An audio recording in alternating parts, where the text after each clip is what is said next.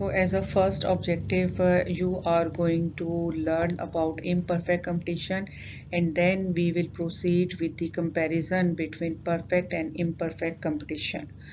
And as a next step, you will learn about the market power and how we can use this market power to explain demand curve.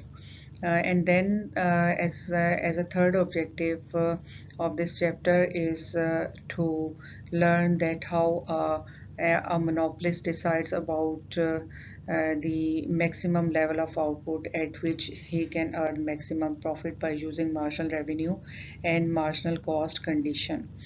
And as a last topic, we will discuss that how monopoly actually cause a change in the economic surplus compared to the perfect competition. Because in perfect competition, the economic surplus is at its maximum, or the market is working efficiently. But because of the monopoly, we will discuss that how there is a decrease in the economic surplus. To understand imperfect competition, we need to compare it with the perfect competition. We have already discussed in the previous chapter what is perfect competition and what are the features of the perfect competition. Some of the features I am just going to list it here, that there must be large number of sellers who are selling the identical goods, and because of the large number of sellers we can say that competition is perfect or pure, or competition is very high. So there are basically large number of sellers in the market selling the same good, same identical good. On the other hand, when the competition is imperfect, the number of sellers, they are few or even one. So the number of sellers are limited either to one, or there may be few more sellers in that market. And we will define different markets with the number of sellers. So if there is one seller, we can say that there is a monopoly of that seller on the production and the supply of that good. On the other hand, when there are few sellers, they also have a kind of monopoly, and we call that type of monopoly as the oligopoly. So there are also different forms of imperfect competition, and these are monopoly, oligopoly, or there is another type or monopolistic competition and cartel. They all are different examples of the imperfect competition which we are going to study in this chapter. And what about the product? What type of product they are selling? They are the product is actually when one seller is responsible to supply all the good, then of course the product is going to be unique. We will discuss it in a more detailed way on the next or upcoming slides. So let us try to understand imperfect competition by just taking an example with some medical issues. There are many people in the world, millions of people of course, who are suffering from allergies, and these people can be treated these allergies either by using the prescribed medicine or by just using the over-the-counter medication. Over-the-counter medication is actually affordable. It is less in price compared to the medicine which is prescribed from the doctor. Of course, it also includes the fee for the doctor which you have to pay before buying that medicine. But if we just look at the cost of both over-the-counter and the prescribed medication, there is not much difference between the cost of this. Then why the seller of the prescribed medication is charging a high price? Why it is like this? And why over-the-counter medication, they are the supplier of these medicines are charging a lower price? This is just because the the seller of prescribed medication, it has some, you can say, patent. It has some rights to charge a higher price because he is actually the inventor of that medicine. So when someone or some supplier or some innovator has a patent, then he has the right to charge a high price for a certain period of time. And during that period of time, when he is charging a high price, it means that he is able to earn profit. And further he is actually going to be the provider of that good. No other seller can supply that good. Okay, so it will be more clear. That's why we can say that the prescribed medication is costly compared to the over-the-counter medication. For example, you can yes. Let us move to the next point.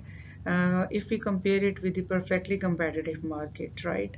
Then if you know that if firms they are earning profit, then it will attract other firms from the other market to enter in this market and share that profit with the existing firms. But in the case of imperfect competition, it is not possible for the new firms to enter in the market because of some restrictions. And in perfect competition, there were no restrictions, so new firms can easily enter in the market. Patent is also an example of the restriction, that patent has a right to produce that medication or that good for a certain period of time, for example for 10 years. For 10 years no other supplier or no other producer can copy that medication, or they cannot supply that type of medicine in the market, although they know the technology to produce that medicine. So that's why the profit for that firm who has patent, he is not, there are no other firms which are competing that firm. That's why that's why the profit which the firm can earn, it remains at high level, because there is no increase in the supply because of the entry of new firm in the market.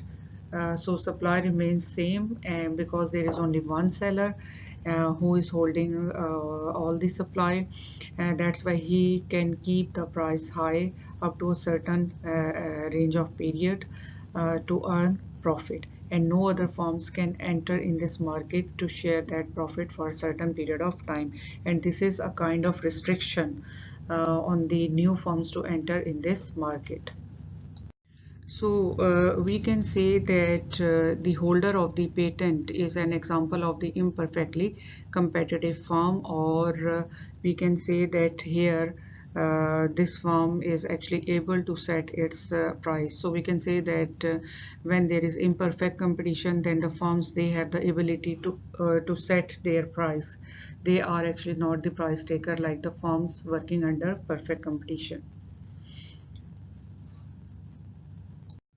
So this is actually one of the main feature of the imperfectly competitive market, that their firms they have the ability to control price, which is totally different from the firms working under perfect competition. In that case, all the firms they are price taker, and they cannot change the price. But here in the imperfect competition, the firms they are able to change the price, or they can set the price. So basically the sellers in imperfect competition, they are price setter. So that's why this property of this type of market structure, which is imperfect, enables seller to earn profit even in the long run, because the seller can not only the set price for its product, but it can also set the output level. So he actually can decide about both price and output level. So now you have understand what do we mean by imperfect competition. But there are different types of imperfect competition, which can be either in form of pure monopoly, which means that there is only one seller in the market, as you know that mono mean one and poly means seller, so one seller market. On the other hand, the second type of imperfect competition is known as the monopolistic competition, where we have this type of imperfect competition actually have characteristics from both monopoly and perfect competition. That's why the name is monopolistic competition. And then the third type of imperfect competition is known as the oligopoly, where it is in between the pure monopoly and monopolistic competition, that there are only few sellers who are actually supplying the good or services. So let us try to understand one by one all of these three different types of imperfect competition. The first type of imperfect competition is known as the pure monopoly. In pure monopoly, there is only one seller and a large number of buyers. Mean that only one seller is actually supplying the good to a large number of buyers. And the good which the seller is providing has no close substitute. Means that if the seller is going to increase the price of the good, the buyer they have to buy it only from that seller, even at the high price, because there is no other seller in the market who is supplying the same good. So there is no close substitute for the good which the monopolist is supplying in the market. Or in other words, we can say that monopolist has a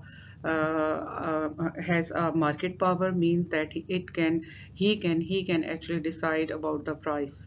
And further, the example can be the public utilities, for example, electricity or telecommunication and railway service or the water supply.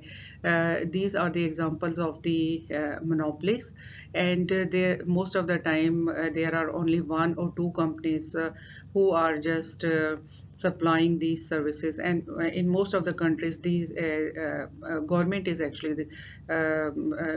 actually responsible to supply all these services. So in that case, we can say that government act as a monopolist. And sometimes these monopolies arises naturally.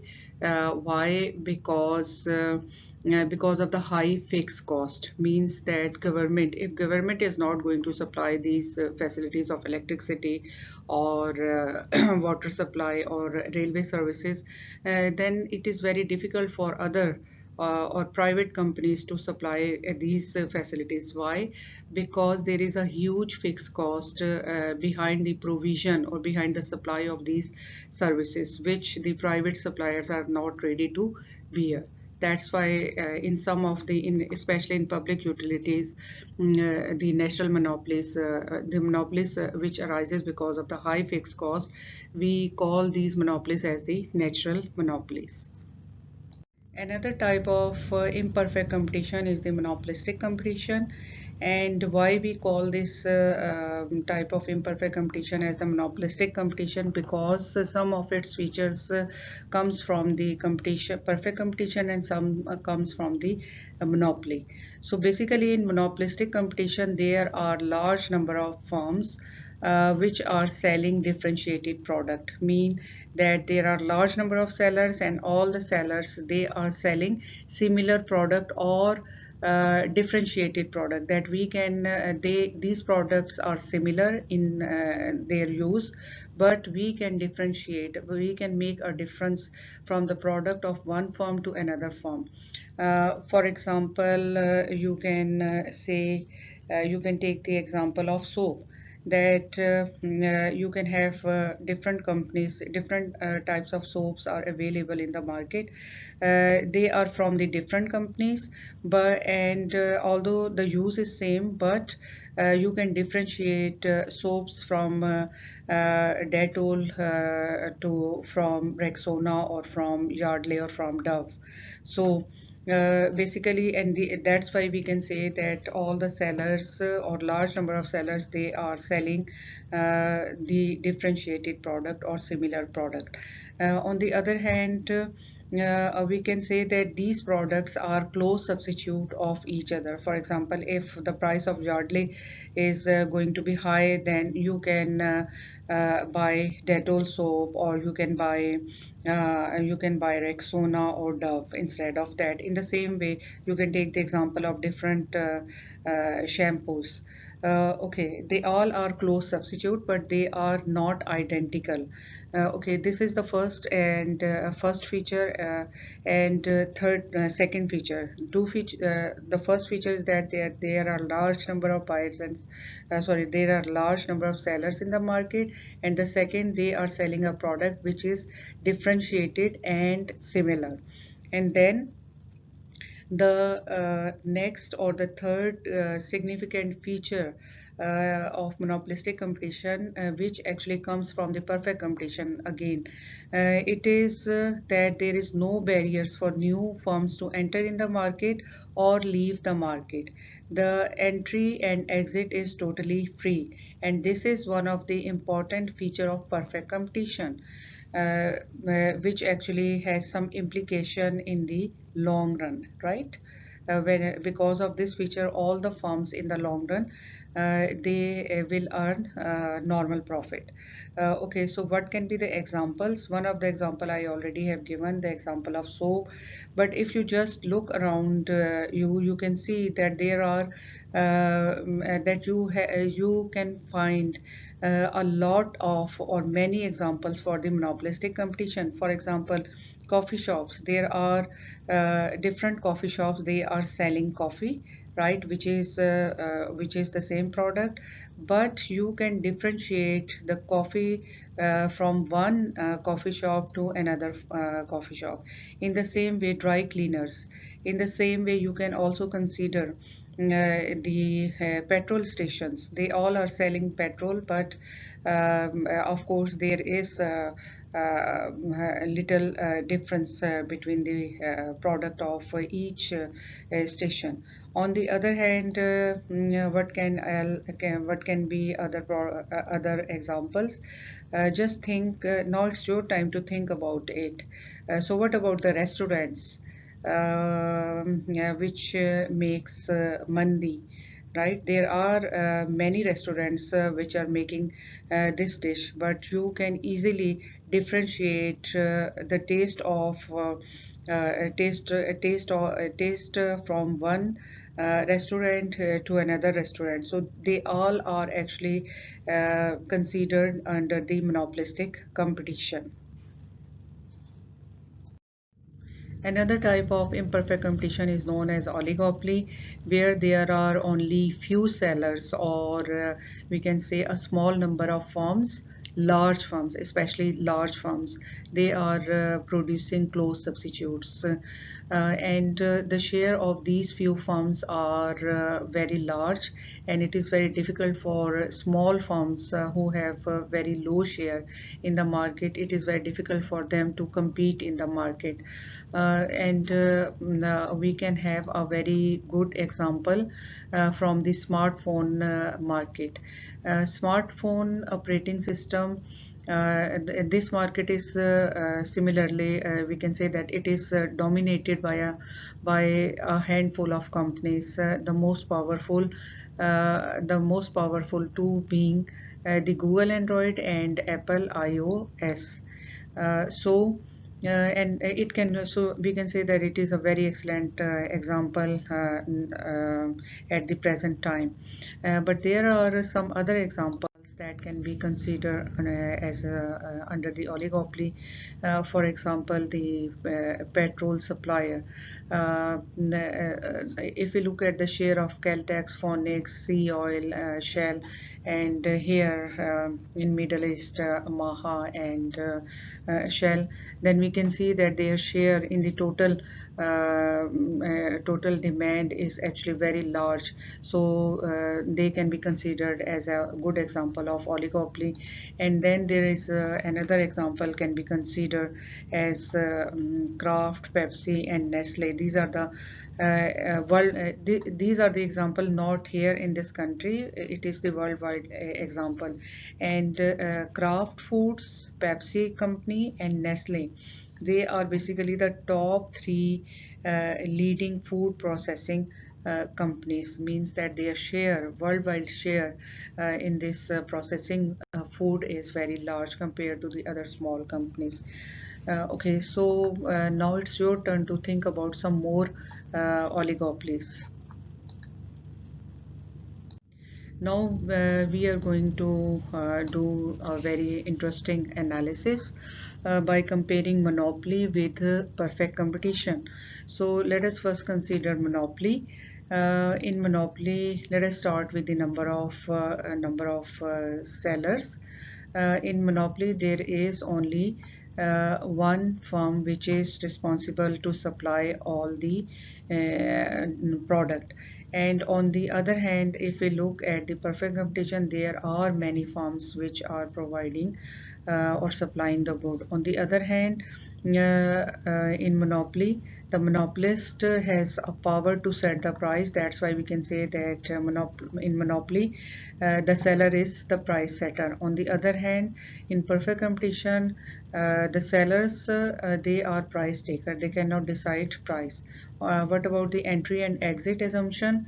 In monopoly, entry and exit is not free. And in perfect competition, entry and exit is free.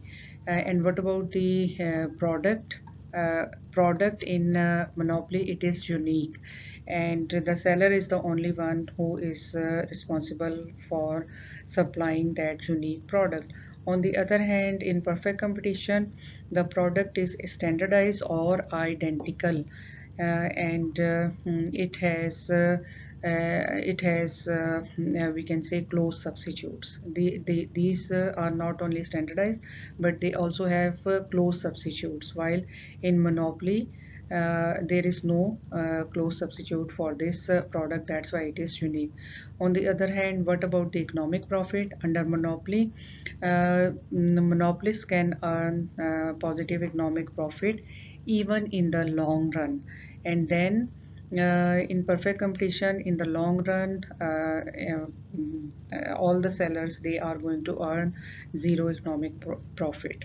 And as far as monopolist is concerned, monopolists can earn both in the long run and in the short run. It is possible to earn positive economic profit, which is different from the perfect competition. In perfect competition, only in the short run it is possible to earn profit. In the long run, all the firms are going to earn zero economic profit, okay, or normal profit. And what about the decisions? The monopolist can decide both the component of the total revenue, which are price and quantity. So monopolist is a price setter, and it can also decide about the level of output. On the other hand, in perfect competition, as all the firms they are price takers, so they cannot decide about price. They can only decide about take a decision about output level in order to earn maximum profit. Now let us consider monopolistic competition with perfect competition. Okay, so we are going to compare these two. Again, number of firms in monopolistic competition are many, which is same like the perfect competition. On the other hand, what about monopolistic competition? The sellers they have limited flexibility to set or affect the price of their good. On the other hand, in perfect competition, sellers they are price taker. They have no power to change the price or set the price.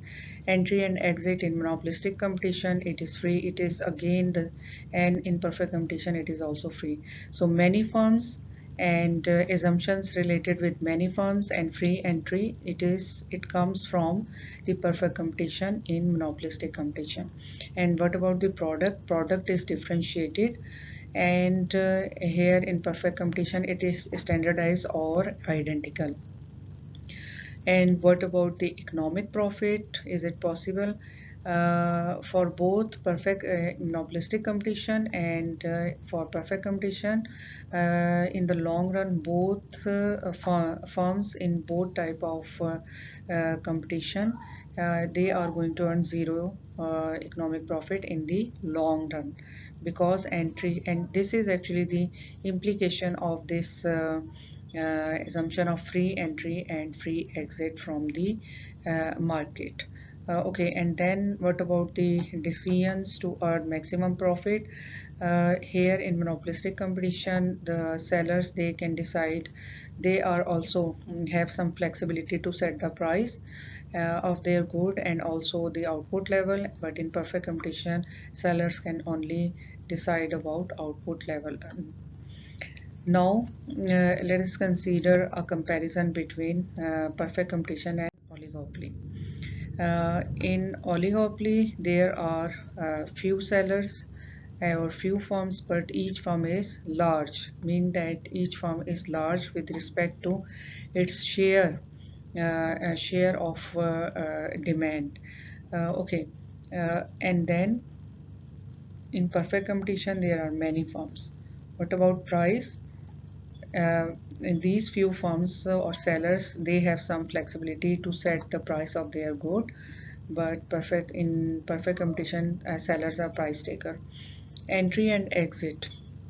Entry and exit is actually entry is very difficult. Why? Because the firms which are already existing in the oligopoly, they are very large, so it is very difficult for small firms to enter in this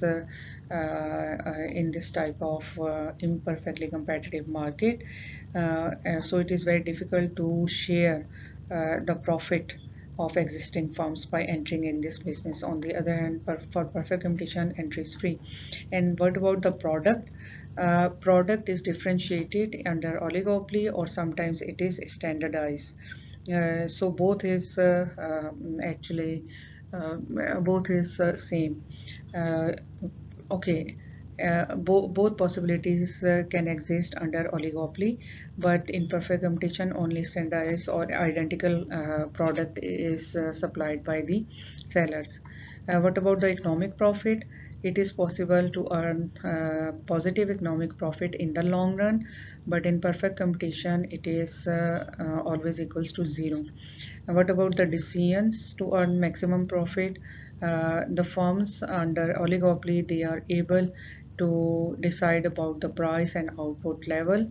And what about the perfect competition? Only quantity or output decision is possible. Okay, and what about oligopoly? In oligopoly, yes, I think that all the features we have discussed. And yes, is there any feature which is common in between oligopoly and perfect competition? No, no. And then uh, there is only one feature which is related with the product. When in oligopoly, they are supplying a standardized product. Standardized mean identical. So for example, you can take the example of OPEC here, which is the which is the organization of oil exporting countries. They all are supplying petrol, which is more or less the same, or standardized we can say. But on the other hand, if you consider shoe companies, then for example Adidas or Reebok or Nike, they are actually they are making an oligopoly because they have a large share in the shoe market. They are although provide they are actually supplying differentiated good, which is shoe that can easily be differentiated. So these are not standardized. Okay, so this is actually the last slide for this lecture, and in the next lecture we are going to discuss different sources of monopoly, that why monopoly arises. So there is another very essential difference which is related with the demand curve in between perfectly competitive firm and imperfectly competitive firm. For perfectly competitive firm, you have learned that the demand curve is perfectly elastic, means that it is parallel to the horizontal or quantity axis, which means that for a perfectly competitive firm, price is given, and the individual seller cannot change price. Basically, it means that individual seller is not able to sell an output at a price other than the price determined in the market. So for example, if an individual seller wants to increase the price, then or decrease increase the price, then he is not able to sell any output, because there are large number of sellers in the market. So buyers, they will buy from them, and they are not going to buy from this seller which is charging a higher price, higher than this price which is determined in the market. Okay, and this demand curve is also giving the information about the marginal revenue and marginal revenue and price, and also average revenue. So this demand curve is also denoted as the average revenue, and marginal revenue curve. It is same, the price or demand is same like the marginal and average revenue. What about the imperfectly competitive firm? An imperfectly competitive firm is actually it has a negatively sloped demand curve, which means that the seller or the monopolist is able to sell a quantity even with a change in price. If the seller is going, or monopolist is going to increase its price, right? For example, if initially he is selling here, right, and at this price he is selling, let us say Q1, then by increasing his the price of the good, he is not going to lose all its sale. He is still able to sell some output, although it is lower than the output level at a lower price. But in perfect competition, if the seller wants to increase the price of the good, he is going to lose all its sale. There will be no demand for the product in perfect competition if the seller tries to increase the price. But in imperfectly competitive firm, it can increase its price, and even at that increase in price, it is able to sell an output level. Its demand is not going to zero.